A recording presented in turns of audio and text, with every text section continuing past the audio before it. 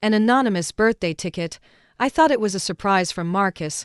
At Ironclad, he was embracing Tiffany. Inside the cage, a masked figure was being torn at by a Rottweiler. It was my newly adult son, Leo. Blood splattered onto Tiffany's dress. Marcus pressed a button, activating the electric fence. 20 million. I want this little bastard to suffer a fate worse than death. As finished speaking, the atmosphere in the arena instantly ignited. From the frenzied stands, cheers, shouts, and whistles erupted ceaselessly. In front of him was the electric fence, shimmering with blue light, and behind him, fierce dogs. Marcus had left Leo no way out. The outcome of this gruesome bet was already sealed. Mr. Marcus is truly audacious. He knows it's a losing bet, but just to win a smile from a beauty, he throws down 20 million without batting an eye. A friend beside Marcus chuckled teasingly, but seemed utterly unconcerned. He leaned back languidly in his chair, picked up a peeled grape, and fed it into Tiffany's mouth. I'm happy to do it. My's happiness is worth every penny, Mr. Marcus, making such a public display. Be careful your wife finds out and makes a scene, his friend reminded him good-naturedly. Marcus, however, looked entirely unfazed. Grace won't know. Besides, even if she did, what could she do? Everyone in our circle does this. Show me a successful man who only has one woman by his side. If she really dares to make a fuss, I'll make sure she leaves with nothing and never sees Leo again. The before me was utterly different from his usual self. He was so unfamiliar. It was as if I was meeting him for the first time. But at that moment, I had no time for self-pity or to mourn my unfortunate marriage, because on the stage, the man-beast battle had reached its climax, as the ferocious Rottweiler let out a low growl. Leo was once again knocked to the ground. The sharp teeth continuously tore at his flesh and blood. The splotches of blood on the ground stung my eyes, turning them red. My heart felt as if it were being ripped apart, an agonizing, tearing pain. Perhaps it was the bond between mother and son, but Leo on the ground suddenly opened his eyes and looked in my direction. He mouthed silently to me, "Mom, help me." "Stop. Please, I beg you. Make them stop. Marcus, please. Make them stop quickly." Sobbing, I scrambled and crawled towards Marcus, who was at the very front. The sudden, piercing cry caused the frenzied atmosphere in the arena to momentarily halt. Even the Rottweiler, which had been about to bite again, paused its actions. My heart eased slightly. Everyone turned their bewildered gazes in my direction. Upon seeing me, Marcus visibly flinched, and his arm around Tiffany instinctively began to loosen. However, noticing Tiffany's displeased tightening of her lips, the next second, Marcus wrapped his arm around Tiffany's waist and questioned me with annoyance. "What are you doing here?" Before I could answer, Marcus frowned and continued, speaking to himself. "You're stalking me." His tone wasn't a question. It was a statement. "I'm not," I instinctively explained, but wasn't listening at all. "Enough, Grace. Yes, I lied to you. But what does it matter? It's just a birthday. You have one every year. It's not like this is the only one." Tiffany was upset. "So what if I tried to cheer her up?" "Grace, can't you be more generous?" Marcus's words were like a barbed knife, stabbing directly into my heart. Meanwhile, Tiffany, the little girl he spoke of, looked at him with eyes full of emotion. Unnoticed by anyone, Tiffany, however, curled her lips at me, revealing a sarcastic, provocative smile, but I had no time to get entangled in their romantic affairs now. Nothing in the world was more important than my son's life. I could live without a husband, but I couldn't lose Leo. Leo was my life. For him, I had endured countless hardships and near-death experiences to bring him into the world. This seemed to have recovered its senses. It arched its back, let out a low growl, and prepared to pounce. "Marcus, I beg you, make them stop immediately, or you'll regret it." I pleaded again.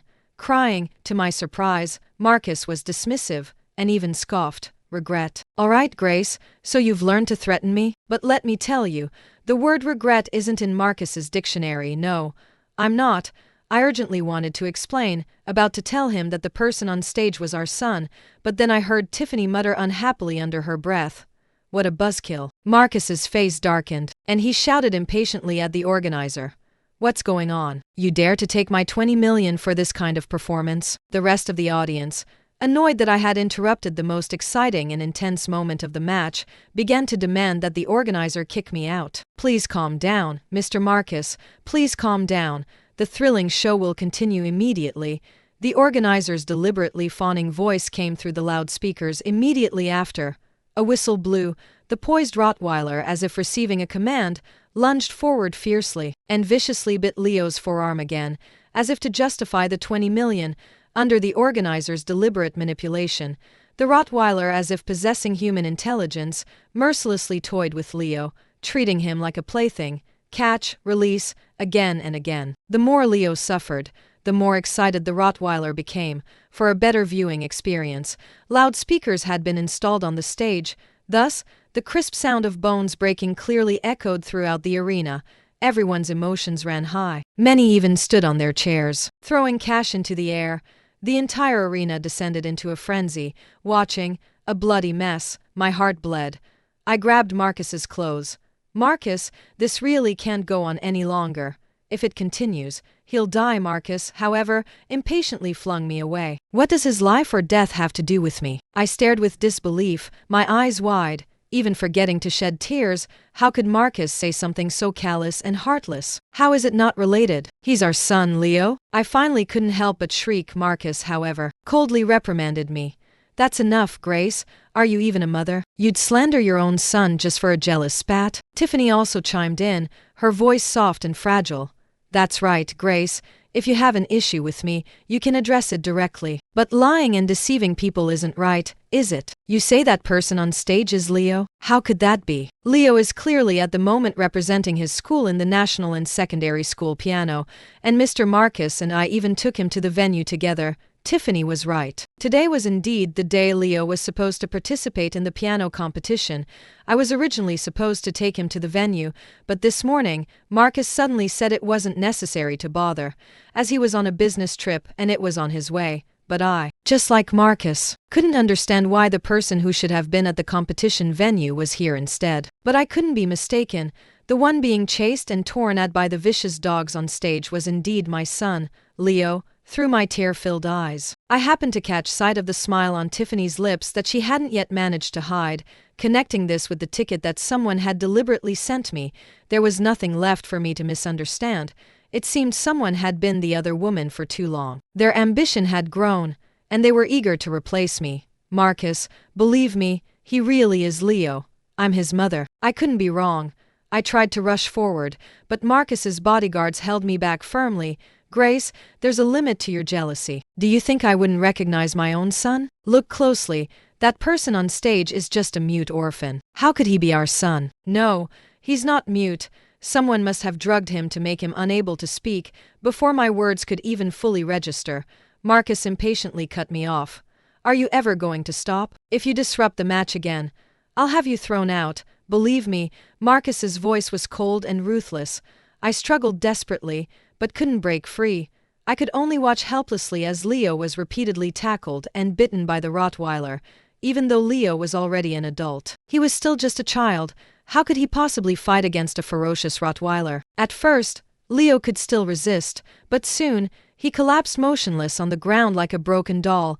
He looked desperately in Marcus's and my direction, with trembling hands. He brought the bone whistle from his chest to his lips, and blew it with nearly all his strength. The bone whistle was a gift Marcus had given Leo when was a child. He once got lost on the street. After that incident, Marcus personally crafted a bone whistle for Leo, and told him, no matter when or where, as long as he blows the whistle, Dad will hear it and surely find him. Leo treasured it immensely, wearing it every day, never even taking it off while bathing.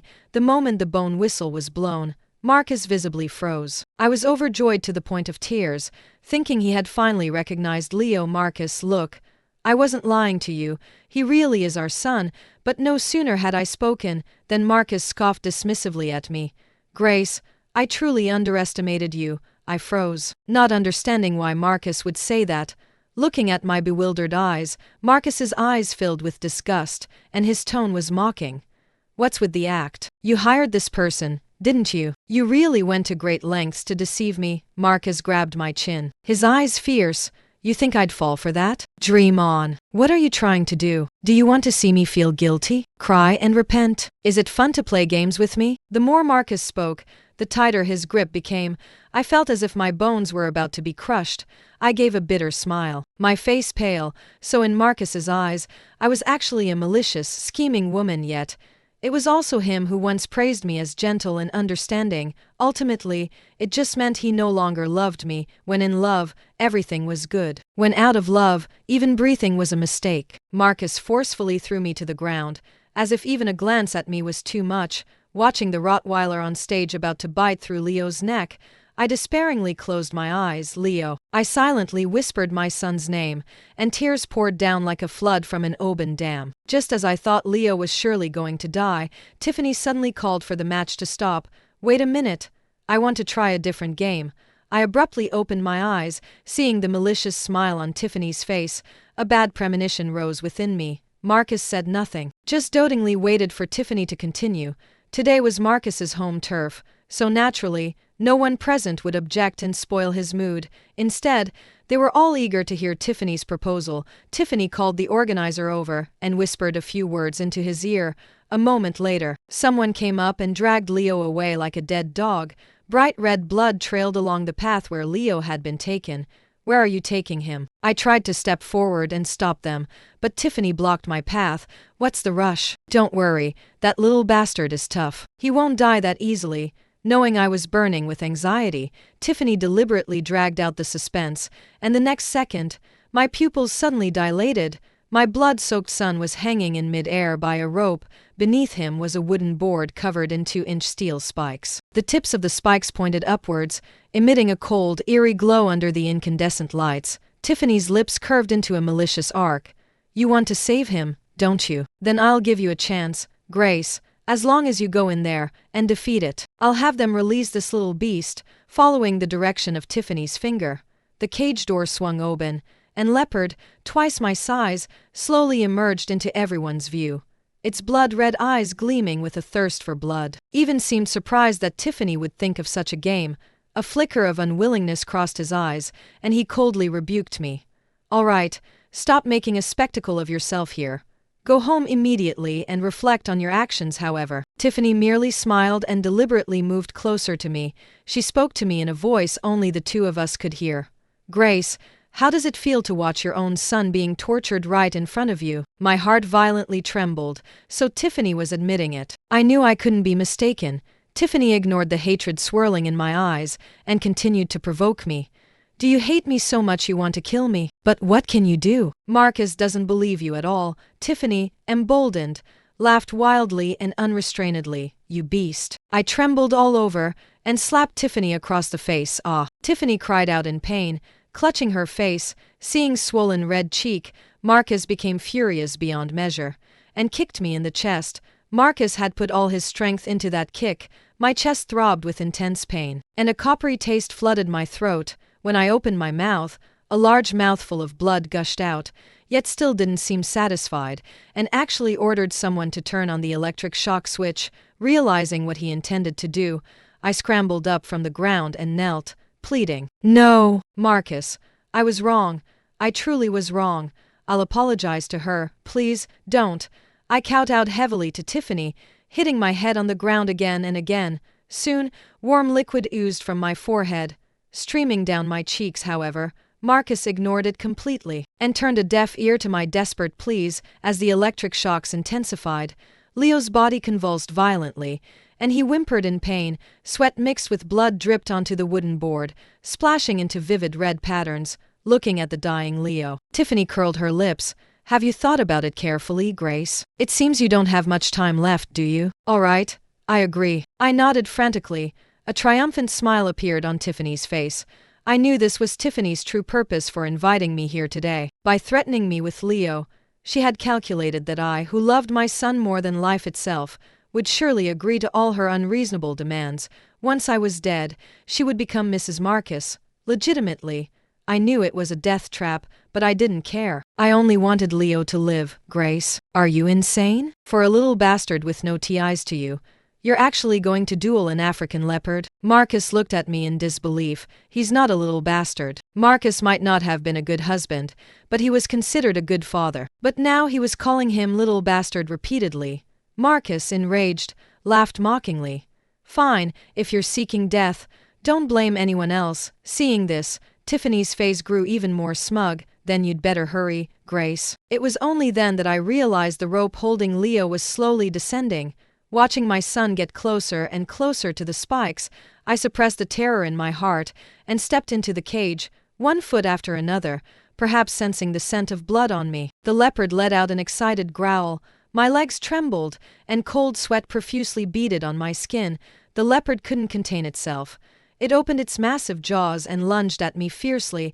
A foul, rank breath washed over me, and the leopard bit down on my calf. With a sickening crunch, my bone shattered. Suppressing the excruciating pain from the wound, I picked up a piece of rebar from the ground. While the leopard was unprepared, I forcefully plunged it into its eye. Oh, the leopard let out a pained wail, and warm blood spurted out. The leopard was completely enraged by me. It swiped heavily at me with a paw, its sharp claws tearing several gashes into my body. The wounds deep enough to expose bone. Crimson blood gushed out. The leopard attacked me again, but I no longer had the strength to fight back. At this moment, Leo was less than 2 centimeters from the spikes on the ground. I closed my eyes in despair, however. The anticipated pain didn't come. Then I heard Marcus suddenly roar. Enough! The leopard actually obeyed, stopping its movements, and meekly lay down on the ground. Titan. Tiffany rushed over and tenderly embraced the leopard. Marcus? Tiffany looked tearfully at Marcus, looking at me. Slumped on the ground like a dead dog. Marcus's brow twitched twice. Grace is my wife. After all, I can't truly let her die here. Tiffany glared at me fiercely, her eyes full of resentment, but ultimately, she had no choice but to pretend to be understanding and nod. I had no time to watch their tender display.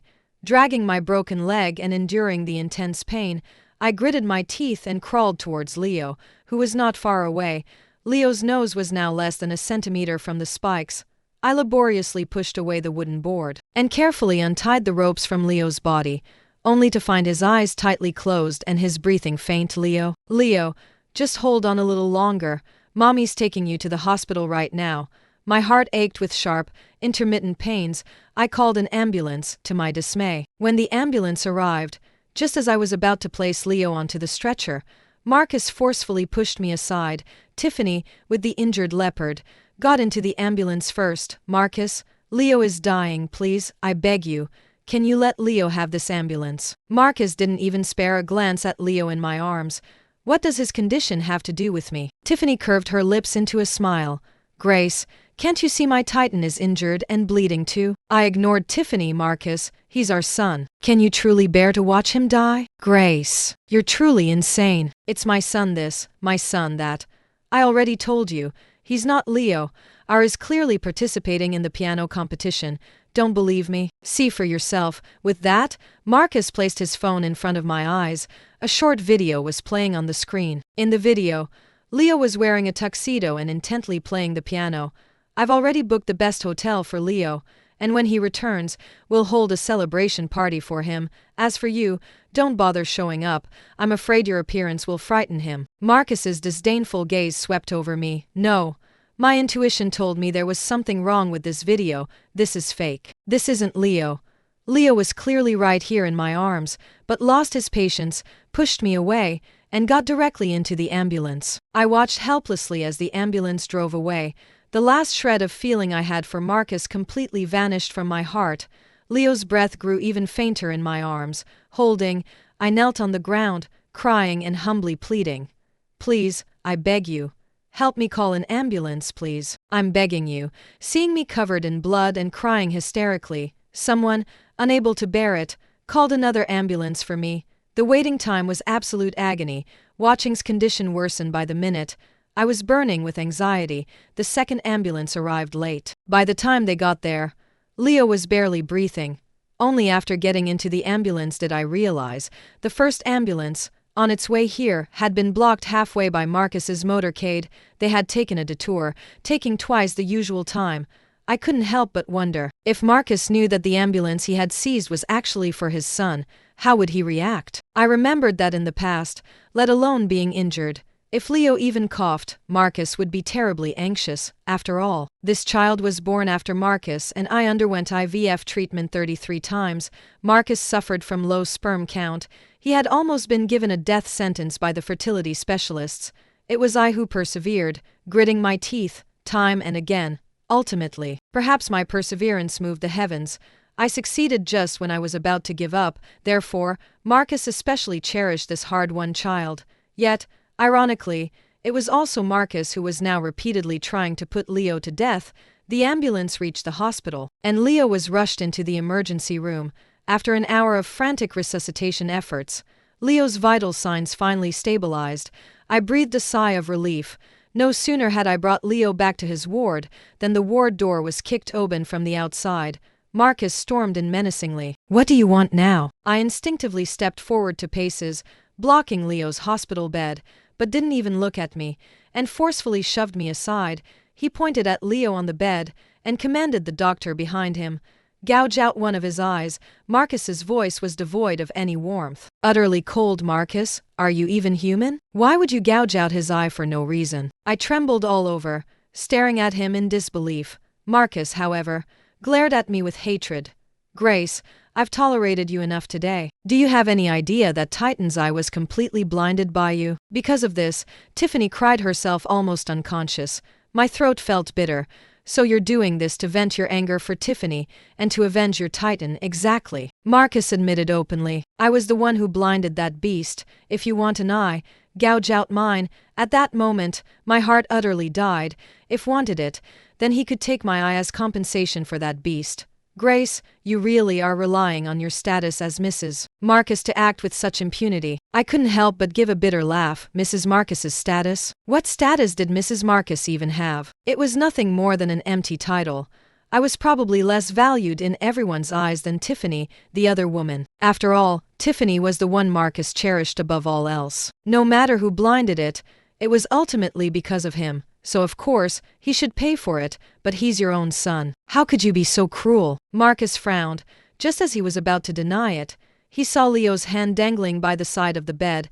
The red mole on his hand was so distinct. Leo had had it since birth. Marcus's pupils suddenly constricted. I thought he had recognized Leo, but to my dismay, Marcus sneered coldly. "That tattoo looks remarkably real. You almost fooled me." A surge of frustration choked me. I couldn't comprehend how someone as intelligent as Marcus could be so blind. His own living son was right in front of him, yet he stubbornly refused to recognize him. "I didn't tattoo this.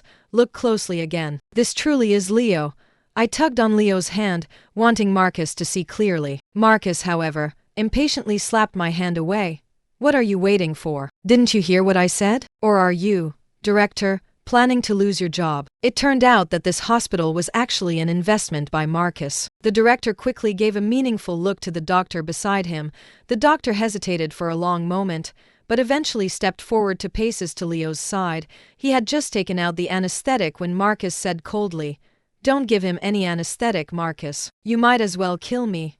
Rather than watching my son's eye being gouged out right before my eyes, it would truly be better to die myself. I told you, don't threaten me. If it weren't for the fact that you gave birth to Leo for me, I wouldn't have tolerated you for this long." Marcus gave a look to the bodyguard behind him. The bodyguard understood, stepped forward, and held me down. "No." I struggled desperately, while screaming hoarsely, "AGH!" Accompanied by Leo's pained scream, the doctor's hand moved swiftly, and a bloody eyeball was placed on a tray. "Animal. Marcus, you're worse than an animal." I was already seriously injured, and had been barely holding on. Now, with rage and anxiety overwhelming me, my vision went black, and I completely succumbed to darkness. Meanwhile, just as Marcus left the ward, he encountered a subordinate with a panicked expression. "Mr. Marcus, bad news. Leo is gone." Marcus's eyes narrowed dangerously, and he grabbed the subordinate by the collar. "What did you say?" The subordinate trembled with fear. "The person responsible for guarding Leo just reported that Leo is missing." Marcus gritted his teeth and forced out a few words through them. "Then go find him now." The man stammered, afraid to look at Marcus. We looked, but we couldn't find him. In a flash, Marcus suddenly thought of something. He turned and ran back. The ward door was kicked open by Marcus once again, however. The ward was empty. The person who had been lying on the bed and I were both gone. Only the blood-stained white bedsheet remained. Marcus wanted to find someone to ask, but as he turned, he seemed to step on something. A bone whistle lay quietly on the floor. However, with just one glance, Marcus's heart nearly burst. He couldn't be mistaken. This was the bone whistle he had personally made for Leo, so that really was his son, Leo. Just then, a nurse passed by the ward. Marcus grabbed her, his voice trembling. "Do you know where the patient from this room went?" The nurse glanced at the room number and shook her head regretfully. "He died. How could that be?" Marcus's voice was hoarse. Why wouldn't he? The child was already critically ill, and just as he was recovering, someone brutally gouged out one of his eyes. The child died from the agonizing pain, and he kept calling for his father until his last breath. The nurse didn't recognize Marcus, nor did she know that he was the one who had gouged out the child's eye. As she spoke, her face was filled with indignation. Marcus's face turned ashen white, and his body swayed a few times before collapsing to the floor. The nurse had said his Leo died from agonizing pain, and he was the culprit. Marcus clutched his chest, where a sharp, wrenching pain gripped him. "Leo, where's the child's mother?" Marcus finally remembered me. The nurse shook her head. "I don't know." The child's mother was pitiful too. She had severe injuries but ignored them completely. When the child died, she cried herself into unconsciousness repeatedly. Marcus slapped himself fiercely twice, howling in agony and sobbing uncontrollably. Tiffany, who had rushed over upon hearing the news, suppressed the upward curl of her lips and tenderly embraced Marcus. "Marcus, don't be like this. I know you're grieving and upset, but the dead cannot be brought back to life. You still have me. I can also bear your children. We'll have a child even smarter than Leo. No, let's have 2, or even 3. As she spoke, Tiffany placed Marcus's hand on her lower abdomen, but to her surprise, Marcus violently flung Tiffany's hand away.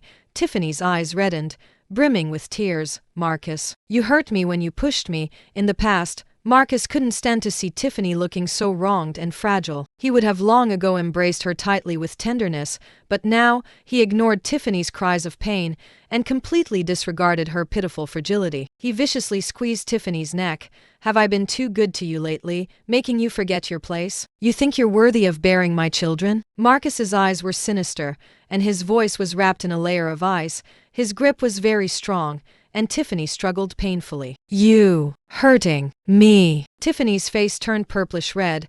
She was almost suffocating, barely managing to force out a few words. However, Marcus showed no trace of mercy, and his grip tightened further. It wasn't until his bodyguards noticed something was wrong and rushed forward to intervene. This was how Tiffany's life was saved. Tiffany screamed indignantly, "Why can Grace, but I can't? What's wrong with just loving you?" Marcus curled his lips into a cold sneer.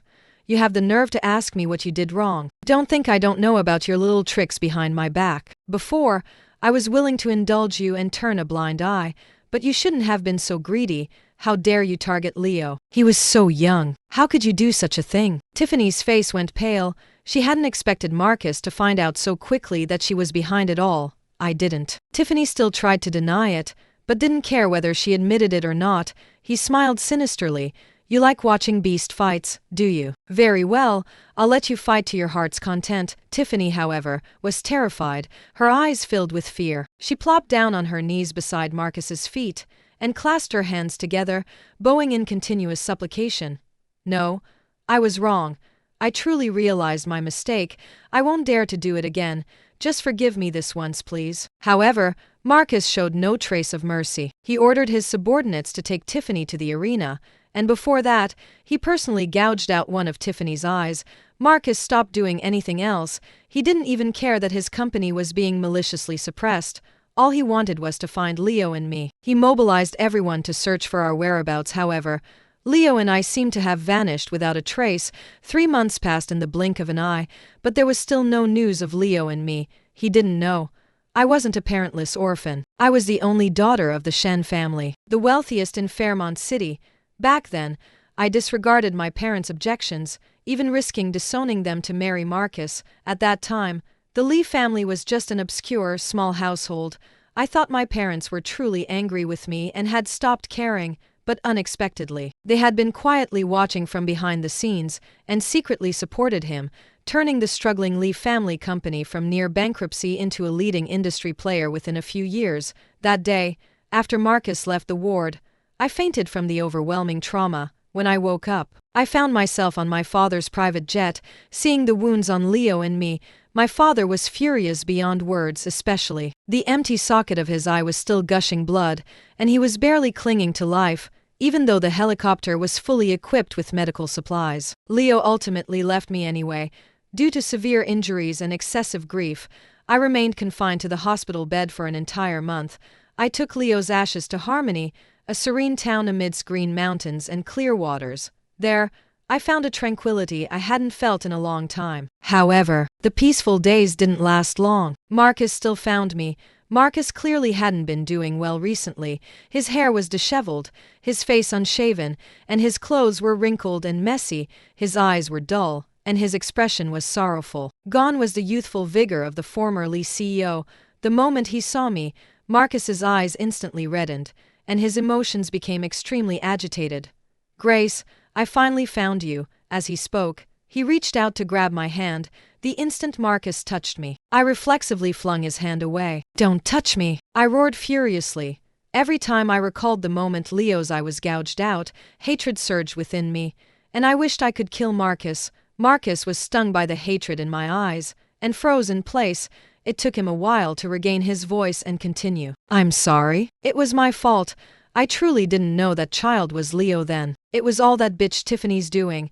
She secretly kidnapped Leo and force-fed him the silencing drug, which is why I didn't recognize him. I'm sorry. It's all my fault." Marcus's voice was dry and strained. "You didn't know. You're sorry? Will being sorry bring Leo back?" I looked at Marcus, his face filled with shame, with a mocking sneer. Marcus stammered for a long time, finding himself speechless. "Get out. Go find your Tiffany. I wish you and that vile woman would be locked together forever, never to be separated." Marcus panicked. He fell to his knees in front of me with a thud. "Grace, I know I made an unforgivable mistake. Can you please forgive me, just this once? I've already broken up with Tiffany. I sent her to the arena, and she won't get out alive unless she dies. Let's start over from now on." I finally couldn't take it anymore and slapped him across the face. "What right do you have to talk about from now on with me? Does punishing Tiffany erase the sin you committed? Marcus, you're just as selfish as ever. Even a venomous tiger won't devour its own cubs, and you, a scoundrel like you, deserve to rot in hell. Leave. Don't ever come looking for me again. I don't want to hear the belated repentance of a murderer." Marcus's face turned white, inch by inch, the color draining from his eyes, leaving them devoid of life. "Do you truly hate me that much?" Marcus's voice trembled. "Yes, I hate you. I wish I could kill you right now. You should thank Leo, if you weren't his biological father. I swear I would kill you to pay for his life." In that moment, a fierce hatred blazed in my eyes as I looked at Marcus. Tiffany was certainly hateful, but ultimately, Marcus was the true culprit behind Leo's death. "Will you only forgive me if I die?" Marcus asked, staring intently into my eyes, yet my eyes showed no flicker of emotion, only cold indifference. "No, even if you die, I still can't forgive you, not in this life, nor the next, nor for all eternity. Never." I spoke the cruelest words imaginable to Marcus. In that instant, Marcus's shoulders slumped, his entire frame collapsing, and the light completely vanished from his eyes. His retreating figure was desolate and lonely, an aura of death clinging to him. That night, I received a message from Marcus. "I'm sorry." I sneered. Those 3 words, "I'm sorry," are the most useless in the world. I immediately deleted and blocked him. I had said I would never forgive him, never. But the next day, Marcus's body was found at Leo's grave. Marcus had gouged out both his eyes with his own hands, choosing the most absolute way to end his life. When I heard the news, my heart remained strangely calm, without a single ripple. Not long after Marcus's death, news came of Tiffany's suicide. Life in the arena was a living hell. Unable to endure the daily torment of being lashed and savaged by various wild beasts, she ultimately chose the same path as Marcus. I gently placed a bouquet of lilies on Leo's grave. "See, everyone who hurt us has received their retribution." A gentle breeze swept past. My eyes glistened with unshed tears. I knew that was Leo's response to me.